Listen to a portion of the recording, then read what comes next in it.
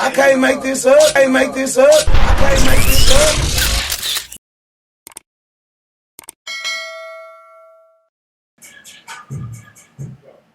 What it do, world? This is the first episode. I can't make this up. The podcast. We got a special guest in the building. Just Brittany. What it do, guy? Hey, okay, this is the first It's episode. the very first Okay, I'm episode. number one, not the two. Yeah, Period. you number one. Let them know. Okay, thank you for having me up on And here. I appreciate you for coming through for real. It's a blessing. I appreciate it. You into us Canada tonight? What you doing tonight in the town? I'm out here, you know what I'm saying? My boy Holly Groveman got me out here. He always showing me love, always putting me on to the hottest people like yourself, the For boutiques that I just left, you know. So we gonna turn up. Texarkana always a vibe. It's hood, it's ratchet, it's turned up. We all have fun, they drink, they have fun, and you know what I'm saying? I just came to entertain, have a good time, so, you know. Nah, for sure. So you came up out of Houston, right? Born and raised, Houston, Texas, 545300COKE, yes. What is like living in Houston? It's hot. Right. I don't know. I think people from outside of Texas or Houston think that, you know, we ride horses all the time and, you know, For sure, they do. you know what I'm saying? They think we just ride horses around now, but Houston is a whole different type of culture. We got our own music, we got our own style, we got our own way of talking, our own language. Houston is just a vibe, man. Like, you can really, like, come up in Houston and, you know what I'm saying, just like any other city too, like, you know, the more you come up, the more they behave too. So, you know what I'm saying, you just got to find your own lane and stick with your own lane and don't let nobody deflect you from where you really trying to go or what you really trying to do. Just stay strong-minded. Nah, for sure. You feel like Houston always gave you the support that you deserve? No. I think there are some people, the people that matter, you know what I'm saying, they show me love, but it's just like, people be flip-floppy. Like, if you coming up and everybody on your dick and everybody, you know, showing you love and stuff, then people gonna show you love. But soon as like one thing happened, all those people that were showing you love, they start to switch sides and start going to the other person's side. Like, just because somebody been out long to you or something, or they think you lying about something, or, you know, some controversy happened, you know, people start like nitpicking and try to, you know, pick away at things that they feel like, you know, that you did or something. Like, I don't really feel like people that show me the love that I really, really owe. Like, I feel like when I first came out, everybody was showing a lot of love, you know what I'm saying? I had, you know, I was one of the first female artists. And, you know what I'm saying, in Houston, like, I've been doing freestyles, I've been rapping, I've been singing, I've been killing people tracks, I've been making videos, I've been doing that shit. Like, so it's not nothing new, but, you know, when stuff happen, you know what I'm saying, then that's when people try to, like, pick sides, and they feel like, you know, it's the Just Brittany hate train. So everybody try to get on that train and ride that train, but then come back and like, I didn't see you now before, so that's why I say, like, my steps are ordered, and, you know, success is intentional. So, you know, like, it don't make me stop doing what I do because of what somebody say. Like, at first, when I first started my career, I used to be real sensitive and emotional, like, oh my gosh, they're talking about me. But now I'm gonna be like, I need to find something to make y'all ass talk more, because clearly that's what y'all like. Y'all like to talk. Like, y'all ain't talking, then I ain't doing something right. So I like when people talk. Nah, for sure. But you actually, like, how old were you when you signed to the Cash Money deal? I think I was like 19. You were like 19? Yeah. What year was it? 2010? 10, yeah, I think I was like 19, 20, something like that. How did that come about, the Cash Money Well, how did that come about? I was at Candy Shop one day. Birdman had came there or whatever. Is it like a club? That's like a club? Candy Shop Connections is what Big Steve and Captain Jack, they used to be like the hottest promoters. Like, before I was even like old enough to get in the club, like, I was in the club to like 16, 17. So when I was supposed to turn like 19, I was just turning like 17, something like that. But anyways, you know, we was a little grown or whatever. We was fast, you know what I'm saying? I was fast, but I was smart. I graduated at 16 valedictorian, so at the end of the day, I feel like I was smart enough, you know what I'm saying, to go outside. But the streets and the book life is two different things. But Captain Jack and Big Steve, they had, they was promoters, and we was always cool. So he would just let, you know, me and my homegirls skip the line because it was free before 11 at the time. The line used to be wrapped around the corner at 10 o'clock. And one day, Birdman was in there, Cash Money was in there, and I was just in there. And he sent somebody over there to, you know, come get me or whatever. And I went up in there, we exchanged numbers. Then the next day he hit me, he was like, you want to go out of town? And I was like, yeah. And I was like, well, shit, I was thinking about it. I was like, well, I mean, he got a lot to lose, so I know ain't nothing weird gonna happen to me. So you know what I'm saying, like. Was you doing music at this time? Yeah, I was doing music at this time. I was Was you like passing out? I was doing music at this time, but I was just beginning to do my music. So I met up with him, and then when I first got on the bus, and went out of town with him, I was telling him like, you know, I'm an artist, I do music, but you know those type of people, they hear that stuff all the time, so they want to see you doing action. They don't want you to just come up to them and tell them like, oh, you doing music, like, do you got a song on radio? What's your views like? You know what I'm saying? Yeah. This was before Instagram.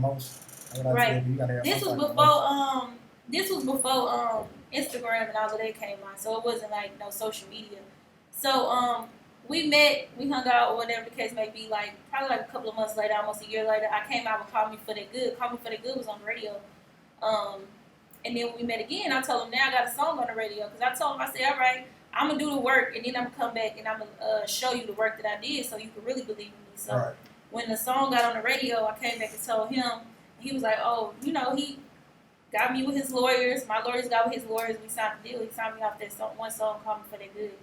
But the only thing is that at that time, Lil Wayne was starting his own label. The Young Money. Yeah, he was starting Young Money. Like, this was really at the beginning. Like, I honestly, like, me and Wayne used to be real tight. And Wayne told me that he would start his label. But at this time, I don't think Birdman knew about his label. I met Wayne before I met Birdman, but at just two different times. Right. And I mentioned to Wayne, I was like, yeah, you know, I'm an artist, I don't do anything. He was like, I got a female artist or whatever, her name is Nicki. At this time, Nicki Minaj wasn't even out yet. I was like, oh shit, okay, cool. Or whatever. But probably like years later, that's when I met Birdman. So I told Birdman, but then around this time when I came out with "Call Me for the Good," that's when the launch of the whole Young Money had started or whatever. And so it was Cash Money, it was Young Money, and Wayne was doing his thing, and then that's when Nicki came out. And I was signed to Birdman at that time. And then I feel like they was kind of like shelving me. Like I moved to Miami. He had bought me a condo. I moved out there or whatever. But I just felt like, you know, they was kind of like putting me in the background. Like I wasn't, like the music wasn't, like my song was already on the radio. So all it needed to just be a little bit more push, you know, in other markets so we can be that number one song. Like I'm getting 50 spins a week. I feel like they were putting you like on the back burner because Drake, Nicki. Yeah, and rightfully so, because at the end of the day, if somebody that's been on your record label for years and you know that's what you have made, you know, the most success with, of course you're gonna want to show them more attention if they are the person who you've been working with for a long time. Like, I mean, I didn't feel like I was supposed to get pushed up, you know what I'm saying? No, sure. At that time, you know, I didn't feel like I was supposed to get pushed up, but I feel like if I was signed to Cash Money, I feel like he could have did a little bit more and not wasted like 2 years and not did anything with me. But at that time, that's when Wayne had started Young Money, and so, you know, Cash Money, they was more focused on what Young Money was doing, you know what I'm saying, keeping building their relationship, and it was all type of other stuff that was behind the scenes that I didn't know about that was going on. So I kind of came at I don't know, it's like a crazy, like a bad time. Yeah, it was like bad. It was good timing, but then it just turned all of a sudden to bad timing. So I asked him for a release. 2 years later, I asked him for a release. Was it hard to get out of the deal? No, it wasn't. And a lot of people were surprised. They was like, dang, it took people a long time to get out of the deal. I was like, you know, if y'all not going to do anything, I actually reached out to them on Twitter. Like, I was communicating with Baby, but was it hard to get a hold of Birdman? It's hard to get a hold of him? Yeah, even if you signed to him, it's hard to get a hold of him? Yeah, he's just so, like, he's real, like, I don't know. Like, he just, like, his energy and presence, he be so quiet. Like, you don't know what to say when, like, sometimes, like, when you get around him. Like, he'll talk and open up or whatever, but it's just that, I don't know, he just got this immaculate presence. Like, you know, you got to be real confident in yourself so you can go around a man like that for real. Yeah, for sure. Yeah, so I asked him to get me off the label or whatever. I might as well just be independent. I had did the work myself, so it really wasn't nothing that, you know, Cash Money did to, like, push me. Like, yeah, it's okay to be with a name, but why just be on the label with a name, you know, if they're not doing nothing with you. Like, I don't want to be stale and sitting, like a sitting duck. Like, I'm excited, I'm pumped. This is my first single out. It's on the radio, the song. You know, all the DJs in Houston playing it. Now I'm getting motion. I'm traveling to all these little small cities, you know what I'm saying, in the Texas area. Everybody loving me. You know, the song moving. So it's like, you know, once you get hot in Texas, like, you always hot in Texas. Do you think you don't think, like, if you get hot and catch a buzz in Texas, you can just always make money in Texas? Yeah, for For sure. I made a lot of money in Texas. Like, Texas definitely supported me a lot in the beginning of my career. And I supported a lot of people. Like, I was doing, you know, like the Crush song with B. King. I did that for free. I did the Little Dip for free. I did a lot of verses for free. Like, you know, because I was the girl that was coming up. You know what I'm saying? Everybody want to do verse with me. So I'm like, shoot, y'all been fit for B. King, you doing your thing? Shoot, I'll do a verse for free. Like, I wasn't tripping because I knew, you know, what the end and goal was. Shit, we all coming up together. You know what I'm saying? I knew what this was going to be 10 years ago. So I was just like, fuck it, let's do it. Like, you know, let's get it done. And it ended up being one of the number one songs, like, on the radio, too. The Crush song, the Little Dip song, Call Me For That Good. You know what I'm saying? I placed 3 times on billboards, you know what I'm saying, with those songs. So, I mean, the support was there in the beginning, but I think a lot changed over time when things happened. And a lot of people just, you know, chose sides. So, I mean, it's cool. As long as if a person choose side, then just stay there. Like, you know, ain't no need to follow me, reach out to me, text me, comment on my pictures, watch. Like, you don't need to do none of that if you feel like, you know, however you feel. If you have, I gotta ask. I'm kind of like, what you mean? Like, what you mean when you tell me choose sides? I'm just saying, like, when things happened in my career back in 2017, that everybody knows about, that was all over social media. Something happened to me in a relationship that I was in. Everybody started choosing which side they wanted to be on. Like, you know what I'm saying? Like, so, you know, that was just like a real difficult time that I was going through in my life. And that's really kind of like what made me, you know, I was getting death threats. People was, you know, hitting me up like, oh, you gonna, you know what I'm saying? Like, and to my family and stuff. And I'm just like, damn, something happened to me so crazy. I told myself, you know what? If I would have died, then maybe people would have really believed me that this happened to me. And it's crazy to get to a point in your mind when you just like, because social media will like drain you. It'll make you like, and I've seen so many people just off of social media comments like commit suicide and things that happen to them. You know what I'm saying? And I was like, I'm not going to be that person. Like, I'm not going to let this shit kill me. Like, I'm going to let it make me stronger. Yeah. And I did. And I moved. I got up and moved. And you know what I'm saying? It was a struggle at first. I had to go through a dry spell before I got to the promised land, you know, in my career, you know, getting on TV and doing Love and Hip Hop and doing Sign. How did the Love and Hip Hop deal come up? How Love and Hip Hop came up, Stevie J kind of hit me up in my DM, and we started conversing, and her name is Amber. She's actually, I think she's Dream Doll's manager now. Amber Rose. I'm talking about 2 different Ambers, but Amber Rose reached out to me during that time. She told me she wanted me to perform at her Slut Walk in LA. I went out to LA, and then Amber Revenue, she came out there, and she was one of the people that was working with the Love and Hip Hop cast and TV show as well. So I think she put in a great word for me to be on the show, and then I already was connected with Stevie, and then I had the situation with Rick Ross, like growing up. So it was just kind of like, okay, she the new hit, she the new, you know, the new girl, like, you know, let's give her a chance to put on the show, and so that's how that whole little situation happened. So do you like doing reality TV? That's something you gonna do again? Yeah. So when it supposed to be Love and Hip Hop Houston? It was supposed to be Love and Hip Hop Houston before it was Atlanta, but baby, Houston started fighting, and you know what I'm saying, people was pulling out guns, and at this time, that's when, you know, they was trying to put me and Johnny against each other, and, you know, it was her side against my side, and it was just like this whole big brawl, and it had got too much. Like, the Love and Hip Hop people got scared. They was like, nah, we can't shoot out here, like, it's too violent. It's too violent. Like, you know, they be beefing on the show and fight, but when people start bringing out guns and stuff, like, nah, they can't do that. So they chose Miami over Houston. Nah, for sure. I want to talk about your new single though. The whole lot of you just dropped. Yeah. It's motherfucking hard, man. Thank you. Oh yeah, I went through so much trying to put that song out. I actually recorded this song probably like a year and a half ago. You hold your music a lot. I was going through some stuff with the producer and the people who I worked on the song with, and you know, we couldn't come to terms of, you know, what we wanted to do when it came to like paperwork and stuff. And so, you know, we went through that whole phase for about 8 months, and then we finally came to our senses, and we thought it was best to just put the record out. Like, it's a great record. There's no reason to hold on to it, but I mean, sometimes happen in the way that it should be. Like, I think that all the steps was aligned. Like, if I would have put it out way then, then it wouldn't have been out in this moment, in this present right now. We would have been talking about it right now. It would have been, old news. So I think that it happened the way that it should. Like, I shot the video on my birthday. I had a big old pool party for my birthday, and I was like, you know what? I just want to shoot the video, at my birthday. By this time, I had already jumped in the water. My makeup was coming off. I'm like, man, we still want to shoot this video. People was like, man, fuck it, just shoot the video, and it was just a lot of fun. Like, everybody had such a great time. It was one of my best parties yet. I really had a lot of fun. I enjoyed myself. For sure. One of your biggest singles was "Mama Should Have Told Me," featuring Zero. Yeah. How did that song come about? That song was produced by Drake Tobin, penned by Jada Penn, and myself, and him, Ro, or whatever the case may be. And they had the idea. Drake Tobin had the idea, and he asked me to come to the studio. He was like, "B, I got a song.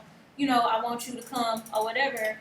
And I came to the studio, and he was like, "What if you get Zero on?" And I was like, "Shoot, I hit him up and asked him." He said, "Yeah." He came to the studio, and we just did it. It was very authentic. It wasn't nothing forced or anything like that, and it just became a hit. And it's actually one of my most viewed songs. I love that song because like the words just, mean so much to me. Like, if Mama would have told me not to trust these niggas, then I wouldn't have started wilding out and fucking with these bitches. Like, if I would have learned not to fuck with certain type of niggas, then I wouldn't have started want to be curious about females and, deal with females and being used by women and, just saying people backstabbing you in your back, females and friends backstabbing your back. It was just really like a deep message in the record, and I think that's why a lot of people gravitated to that record because it just wasn't about, ass shaking and fun and stuff. It was really a message, and it sounded good, and the beat was hard, and the people was on it. I think people,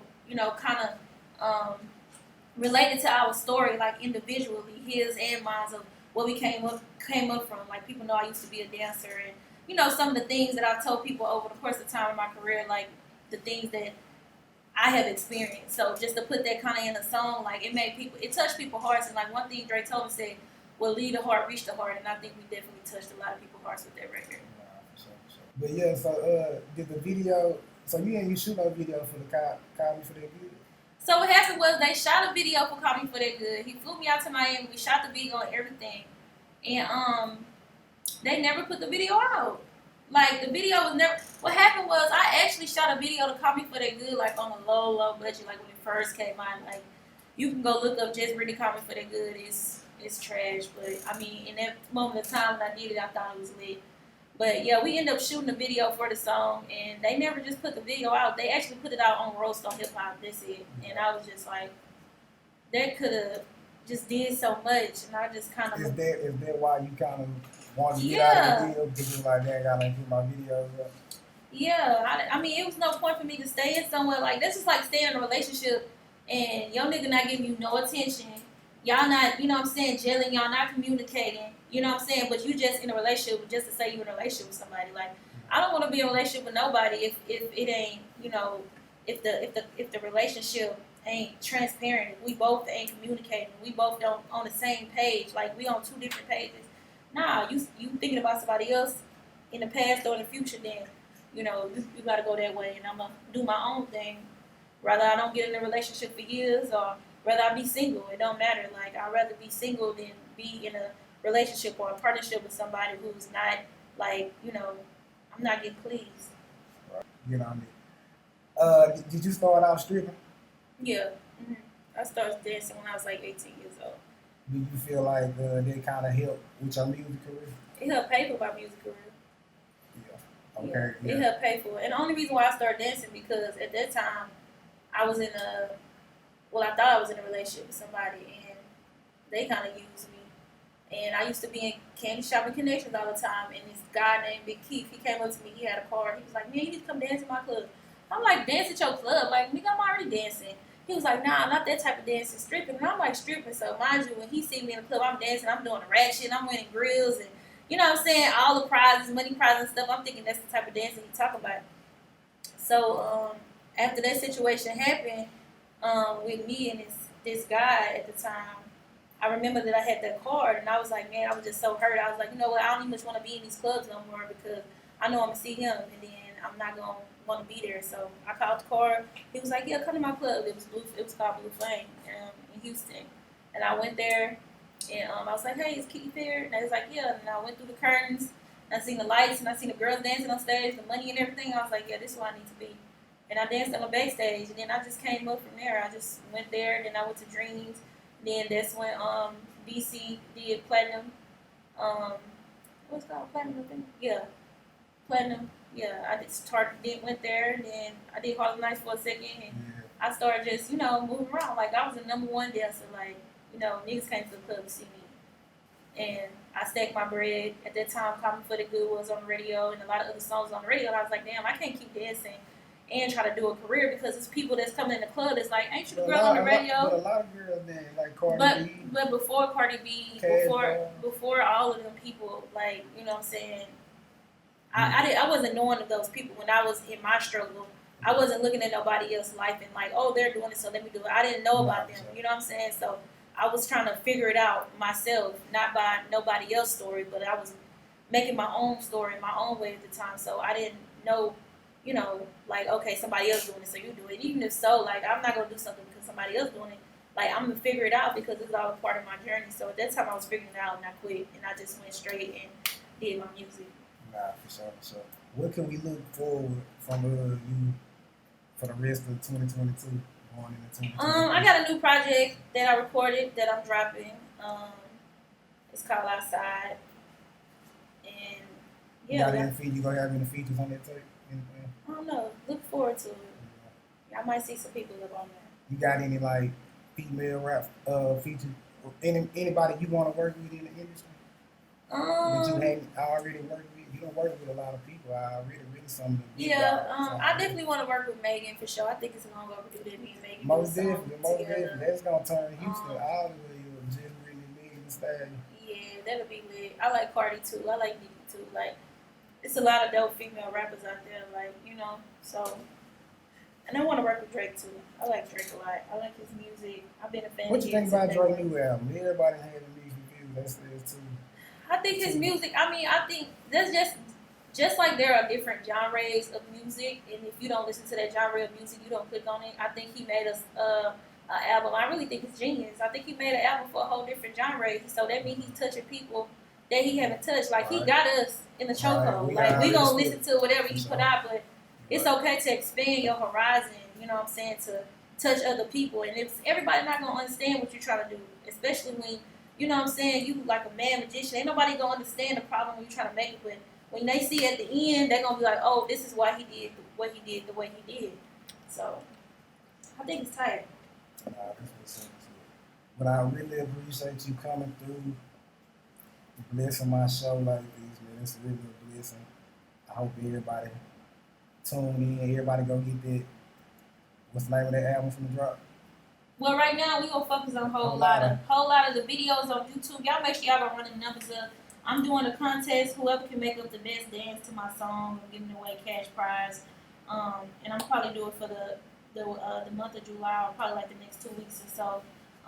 The song is on. Yeah, get them TikToks made. The song is on Apple Music, Spotify, Tidal. It's everywhere. So y'all make sure y'all gonna download the song, play them at your barbecues. Tomorrow is the 4th of July. Oh, I don't know if it's dated or whatever on this YouTube, but yeah, it's 4th of July, my 1 year anniversary for being sober. So tomorrow makes 1 year sobriety for me. So I'm super happy about that. Congratulations. Thank you. Yes, I'm super happy about that. And how hard was it like to do that, go 1 year sober?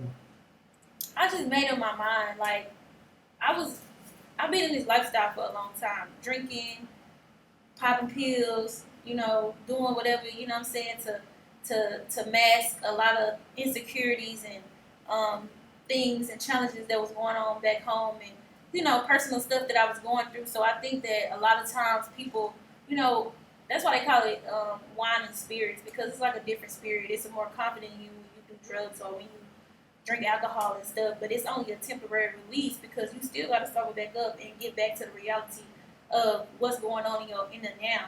And so I just got to a point to where it's like just doing it all over the years. Like, I was like, why not stop? Why not quit? And I had other people that was in my life, that friends and stuff, who had addictions.